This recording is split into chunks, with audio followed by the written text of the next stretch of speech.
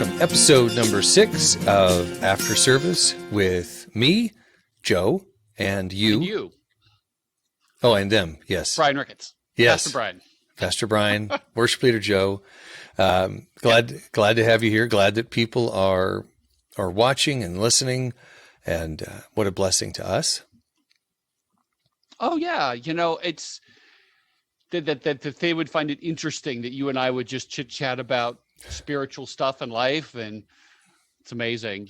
This thing called ministry is just such an incredible privilege. Years ago, I realized that ministry was Jesus's gift to me more than it is my gift to him. Yeah. That he's blessing me by getting to do what I do. So it's amazing. Well, and it's along the lines of not wanting to be a member of a club that would have any club that would actually have you as a member, kind of thing, that you start to wonder, like, is there something wrong with people if they want to watch you and I talk, you and me, and coming to accepting the fact that that there's something useful to be gleaned from it, especially if it's provided in a way that is intended to be helpful and vulnerable, authentic, maybe entertaining. I don't know. Yeah. Hard to say. Little mix of entertainment, little inspiration, a little clarity, all mixed together in a role. Because I really want it to be a blessing to people. People don't get to see you very much in terms of just you not leading worship, and people always strangely want to know about my personal life. I don't know why. So. Yeah, maybe they need to mind their own business. Good luck. Yeah. Well, I understand your boys had a bit of a milestone today. We did. They passed their driver's permit test this afternoon. So starting tomorrow, depending on how the snow is, they are going to start to drive with me, and it'll be me, not Kathy. Yeah, I said the other day, now that when they pass it, you can go driving with them. And she goes, you get to do that. I'm actually, and we talked about this with another friend of ours when they got their permit recently. And it's like, I really don't mind doing it. And I generally I'm pretty even, which I think you were surprised at. Maybe a little bit. But let me ask you this. Do you remember when you got your permit and the first time you were allowed to drive? By myself or with somebody else? Yeah. Ooh. The first time I can remember driving was actually it was a school program, one of those things at the school that you would do a little school with them. Yeah. I think that was probably the first one, because I don't think my dad would have handled it. No. See, as soon as I passed my got my permit, my dad wanted me to drive home. Oh. And it was terrifying. Oh, I bet it was. I mean, I'm sure it was scary for him, but for me, it was like, why are you letting me drive? I don't know how this, it was very scary. And I've taught a few kids to drive, and I remember Marissa taking her to a large church parking lot where I'm like, you know what, there's a lot of space here. We should be good. And then I realized that a lot of space becomes a little space very quickly when somebody mistakes the brake for the gas pedal. And like, no. And I learned to drive at a Kmart parking lot primarily, especially when I learned to drive the stick shift. And the amazing, what's what I'm thinking, the linguistics that my father was capable of, when it came to giving it enough gas, finding that balance, for blank's sake, son, give it some gas. Gunk, gunk, gunk, gunk. Yeah. So anyway, I'm glad that that's something that you feel like is a strength of yours. And we'll be praying for you and for that Honda Civic. Yeah. Yeah. Hey, if it gets damaged, it gets damaged. It's car. Yeah. Yeah. It means I get a new car. Yay! I'm okay with that. Yeah, but they won't get to drive that new car. They'll have lost that. No, no, no. And eventually the Civic will be theirs. Yeah. Yeah. You should let them How learn about to. you? You should get them to learn my Ford Ranger, the stick shift. They That should learn a stick. Everybody should know how to do a stick, I think. But yeah, change a tire, jump a battery. Everybody should know that. yeah. So These are important really things. changing oil too, but that's stretching it, I think. It's getting harder because it's getting more difficult to do without special tools and yeah. Yeah. So how about you? How's your week been? What's going on with you? Well, let me think. Today was just a day of meetings, just almost one right after the other, which is okay, but it does make sitting in this chair a little longer. Not quite as fun as it might otherwise be. But I appreciate days where I'm busy, where it's structured to be busy, because then I don't have to worry about how I'm spending my time, because it's already dictated for me. And even if I run my own business, sometimes the day is set for me before I even start. And I seem to recall that you're a person who both craves structure and rebels against structure. Yep, exactly. Yeah. Yeah. Yeah. I resent, I function best when I have structure, and I resent structure. It's appreciating that beets are a great source of certain vitamins, and they're a really wonderful vegetable, but they're nasty. Yeah. Yeah. I can't stand them. Yeah. Well, enough of this chit chat. Yeah. You probably, then the first question is, give us a sense of what the sermon was about. And we were talking about this moment in the Gospel of Mark, the end of chapter 3, where Jesus's family comes to him and says, we need to take you away, take you in hand because you're crazy. Yeah. And he goes and responds to them saying, these people who are around me, who are following me, they're my actual family. They're my family. This is my mother. This is my brothers. This is my sisters. Anyone who follows me, who does my will, that's who my family is. And we talked about how what he has done is he's taken the most significant relationship in that context, in that culture, and said, just being a disciple is even more significant than that. And so I asked the question, what's more significant in our culture? What's the most, brings the most demand for allegiance? And sometimes it's family, sometimes it's politics, sometimes it's work. And we have to go, being a follower of Jesus is more important. And so we need to think of each other as brothers and sisters in the full sense of that. So that's kind of what I talked about on Sunday. What's interesting, you and I try to chat before the service, so I have a sense of kind of where we're going with the message. And there was something that I kind of fundamentally did not get, that when we discussed that, as you delivered the message, resonated with me, which was, I thought you were saying, if we place family at this level, then we should place discipleship one level above that. Okay. Which is kind of what you said, but what I missed was family is of the utmost importance. And so when I tell people that are my disciples that they are family, I am elevating them to the highest level I can. Yeah. And I didn't quite get that. And then in addition to that, to say, if these people who are in my disciples are my family in this house with me, then how do we, then what grace do we afford family that we don't to strangers?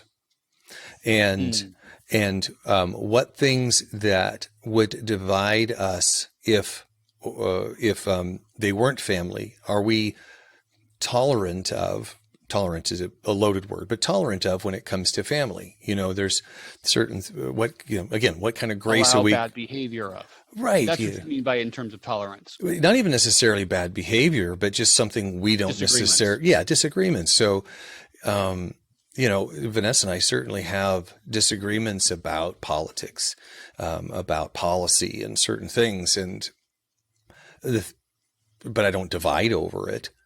Because you're family. Yeah, it's a covenant relationship, and therefore we're bound together, and we have perpetual differences, and we still love each other and respect each other, and so affording people who aren't our blood family, but are part of Christ's family, a similar amount of grace.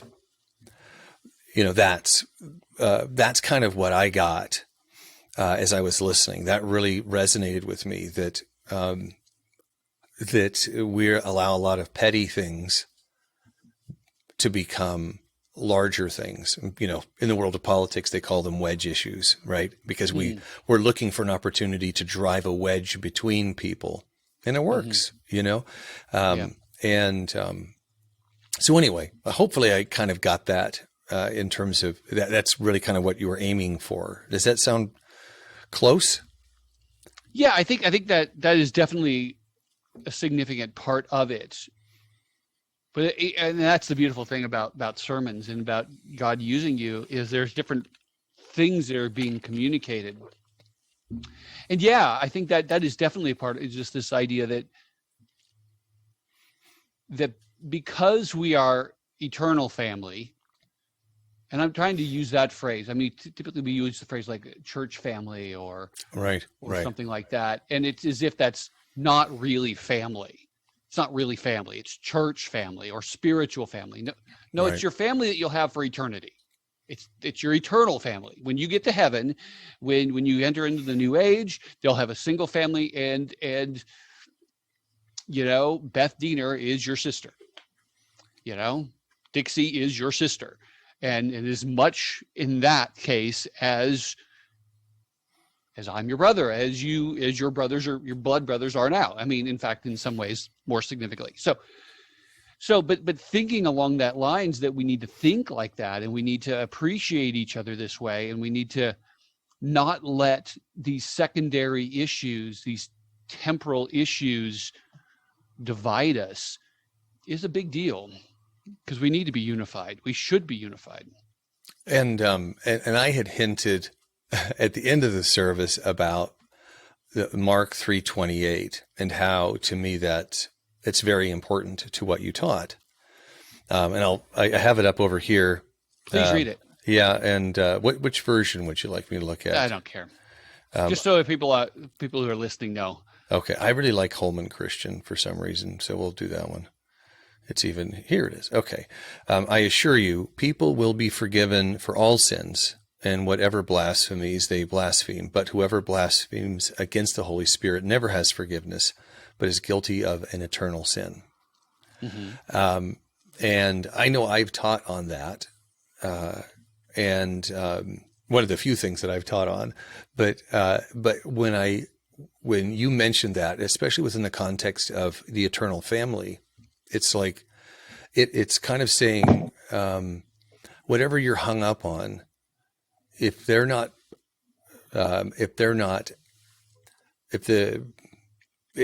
long as it doesn't rise to the blaspheming the Holy Spirit, rejecting Christ as God, or, that it's forgivable. And that's a remarkable, scandalous level of forgiveness. And to apply that to our eternal family, that's a lot. But I think it gives us an understanding of what we're measuring against in terms of forgiveness, or not even necessarily forgiveness, but recognizing to what level the disagreement needs to reach before it should be truly divisive. Yeah. Yeah. And there are times for, how do I put this? There's so many things I could go with where you're talking about with that. It's like, on one hand, I'm thinking about like a marriage, on one hand, you you should always stay together as much as possible. It's better for everybody involved. But once in a while, he gets to a point where it's just not healthy, right, to be around him. Mm-hmm.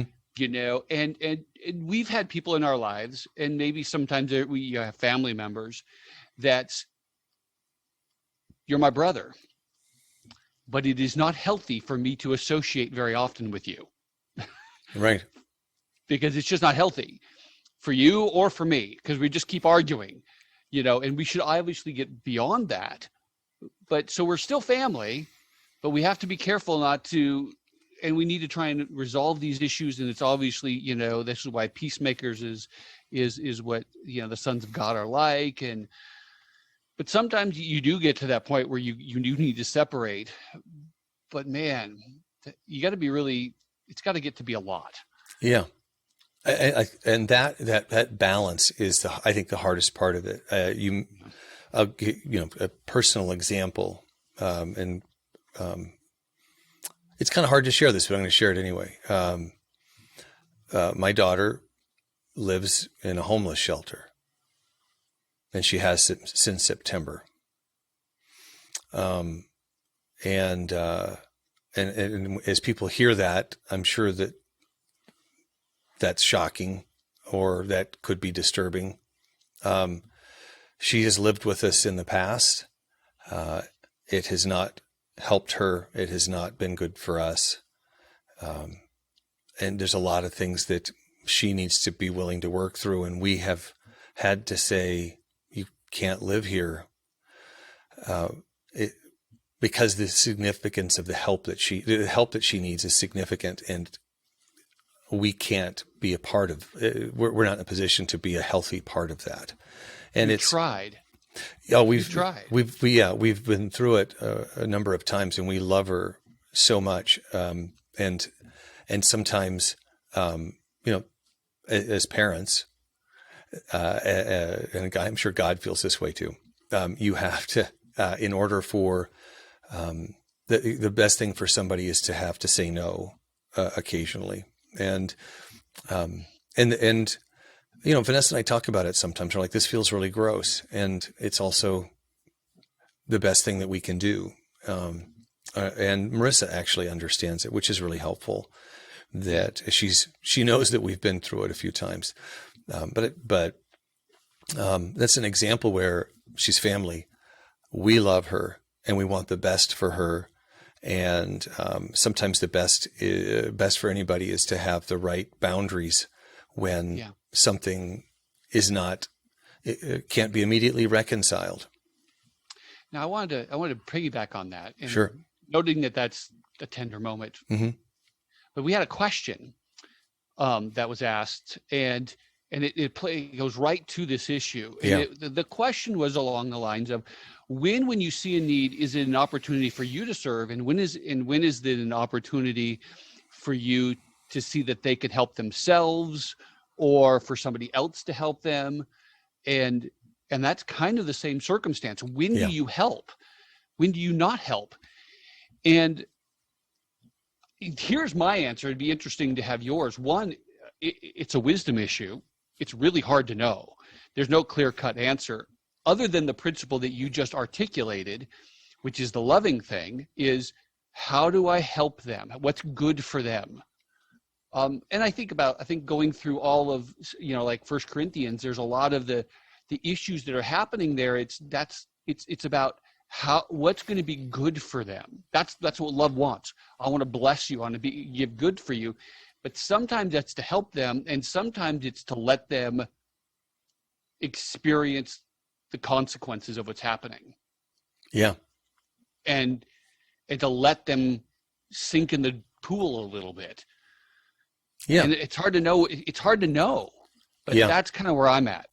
It's there's a term that Vanessa uses in as a therapist called learned helplessness, where if we are propping people up all the time, that at some point they have lost the capacity to help themselves in some area. And that's kind of an extreme way to put it. But that does happen. And that level of discernment is challenging. And I don't think there's really not a a black and white answer for it. I mean, every circumstance is a little different, and that's what prayer and wisdom are about. Counselors, Yeah, asking having other people. some objective input. I remember my dad calling me annoyed. He was annoyed with me because we had kicked Marissa out. This was when she was 19 because she was doing drugs in our house.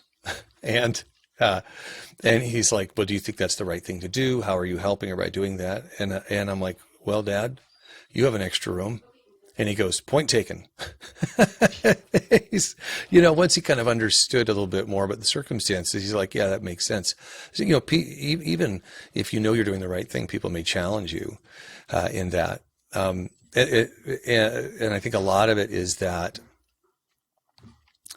you need to take care of yourself, not in a selfish way, but if you don't eat and exercise and and pray and all that stuff, if you don't take care of your own self-maintenance, you are not in a position to help your eternal family. So if you spent a bunch of time taking care of a family member and it's time for you to recuperate, to recover, that's going to mean saying no to other good things that you could do for the sake of making sure that you're in a good position to take care of your family, A couple of quick thoughts on that. One is, it's the issue of his question of how are you helping him? Great. Yeah, that's the right question. How am I helping? Well, this is going to help her by not enabling. Yeah. And then there was the point, golly, I am struggling to keep, because there's been like so many good thoughts you've had. I can't remember. All right. Well, you will remember. Oh, oxygen mask. I always think about sure. the oxygen. Yeah. Put your oxygen mask on before you help somebody else. They say that every time when you get on a plane. Right. There's another one. I don't remember what it was. Well, if you think of it, that's great. The other side of it is that, make sure that you are taking care of yourself so that you're in a better position to help. Go for it. Yes. Okay. I knew it would come to you. Yeah. And this gets back to what we were talking a moment ago about not judging other people and being okay with family members, because sometimes they just may not be doing something the way you think it should be done. Yeah. And so don't criticize. It is amazing how many people condemn other people for non-sin issues. Sure. For just wisdom issues. Toilet paper. Which way should There's only one way. Be quiet. It's the outside. Over the top. Yes, it goes out, not under. Correct. Yes. Well, there we go. Just that's what I was going to say. Is like, and don't let them yell at you and be grumpy at you. Like, thank you for your input. There you go.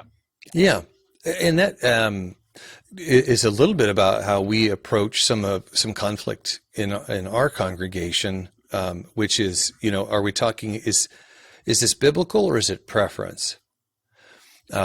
Is this something that rises to the point of, hey, we've got a biblical issue to address, or is somebody just doesn't like your approach? Here's a non-church example.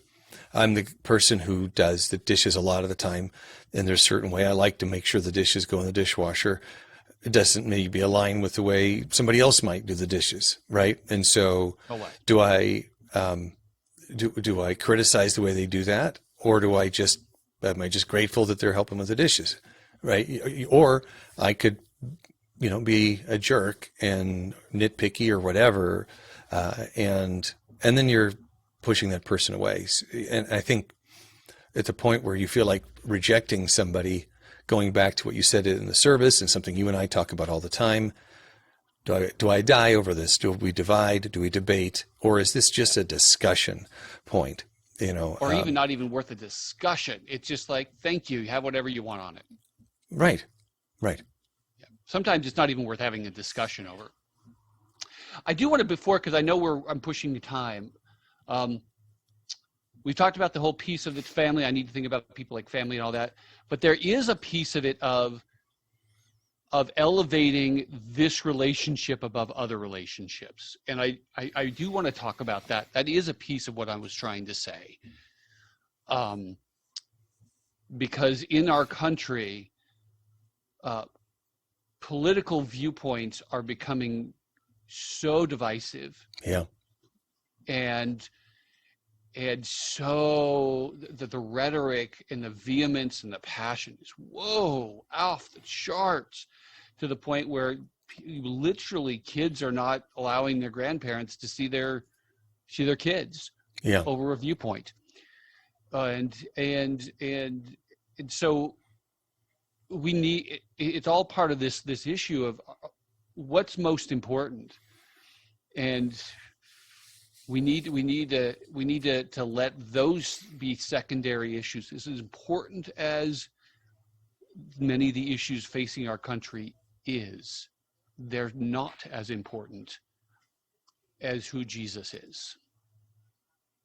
Yeah. And so that's what I wanted to talk about. I wanted to really try and hit that hard, because it's a right and left issue. People are on both sides are feeling that way. If you voted Biden, then you're a horrible person. If you voted for Trump, then you're a horrible person. And it's like, come on. Right. Both sides are trying to do the right. It's like we really need to listen to each other and listen to each other's intent and heart. There are patriots on both sides. There are good people on both sides. They just have different understandings and different viewpoints on how things are to be. Yeah. Well, it's like the assumption you make about the guy who cut you off while you're driving or something. You know, that guy's just a jerk, and then you find out, you know, wife's in the hospital and got a call and got to get there quickly. You know, where we judge people based on their actions rather than their intent.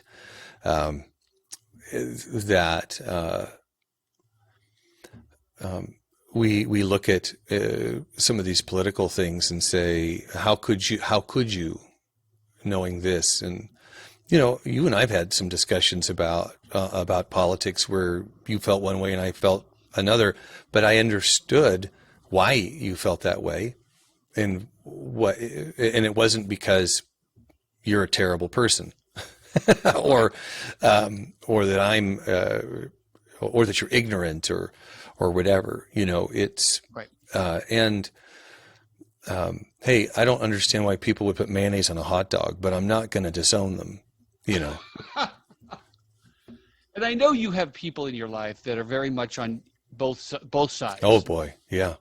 And you're in the middle of this whole thing, listening to hear both people talking, and it's like, oh. But we need to really not. We need to listen to each other. We need to not assume the worst in their intent, or that they're stupid, or that they're uninformed, and really try to go appreciate. It's like anytime you're having a conflict is trying to understand each other's viewpoint, so that it just doesn't degrade, because we can't even have conversations anymore in this country. Yeah. Well, I'll tell you what, that's why I appreciate people like Ross King, who folks in the congregation know. And if you don't know him, you should look him up. He's fantastic. He's a singer-songwriter in the Nashville area. And he regularly models on Facebook polite, you know, civil discussion on topics, you know. And this past year was particularly challenging for his family. As an artist, he couldn't tour. He has adopted a lot of kids, and they're from different ethnic backgrounds, and things were very challenging in terms of riots and protests and stuff. And he's just very thoughtful about it. And I love the fact that there are people who are modeling that for us, if we're willing to kind of watch, you know, in the same way we talked about the yoke, that there are people that we can be yoked to that are terrible examples, and people that are wonderful examples. Yeah. And I love to see when somebody finds a diplomatic, kind, loving way to say, I don't agree with you and I still love you. And not look for an opportunity to escalate. You know. Yeah. And briefly touching on a potential subject for you and I don't think you'll disagree though. I feel like one of the biggest causes is actually social media and media in general that kind of hypes up these different sides. I haven't watched the movie The Social Dilemma. Have you seen it yet? Yeah, we watched it. Yeah. From my understanding, that's kind of what it's saying in part, is that it brings people to extremes without having. Yeah. And it's worth watching. It's a bit over the top in some categories. And I actually found that I didn't agree with some stuff, but I also realized that it's because my perspective is different than a lot of folks. Mm-hmm. But the fact is that there's algorithms built into social media that understands what you tend to do and then feeds you more of that. Yeah. And so if you tend to respond to something that is of a certain viewpoint, it will give you more of that because it wants to keep you there. And so there's kind of a manipulation to that.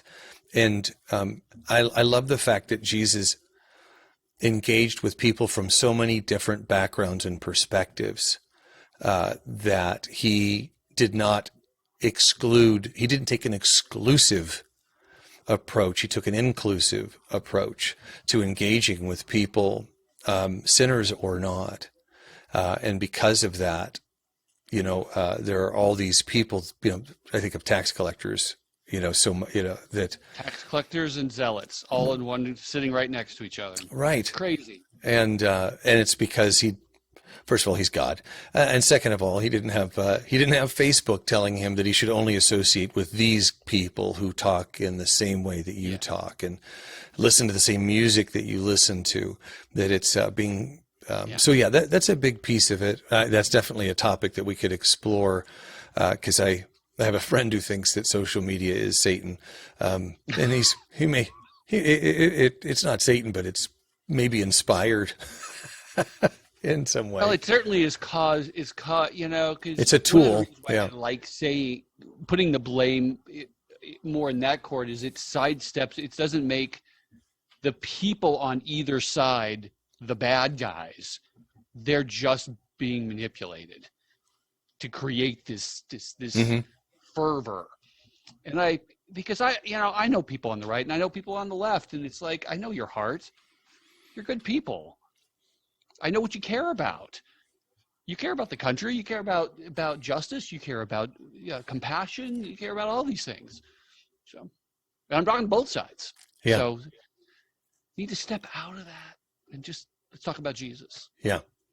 So, I think we're probably out of time, aren't we? We're a little bit over, but this is one of those conversations that you and I could go on for hours on this topic, because it's so important, and it's so much about what we're experiencing today.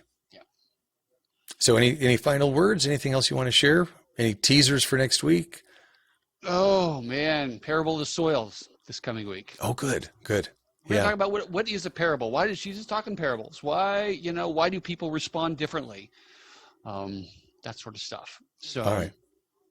Getting into some of the teaching of Jesus. Oh, that's awesome. Looking forward to that. For those of you who are still listening, if there's anybody still out there, we are thankful for the individual who sent us the question in advance. That's always helpful to know kind of what you're thinking, what you're experiencing, what questions you have. You can send those to office@opendoorcommunity.cc, as well as we'd love to pray for you if there's a way we can pray for you. And just engage. We appreciate who you are. All right. Thanks you. May you have a great evening, Joe. And I'm going to go cook some burgers. Oh, that sounds good. I'm going to get some guacamole and chips. So all good. All good. Have a good night, buddy. Take care. Take care.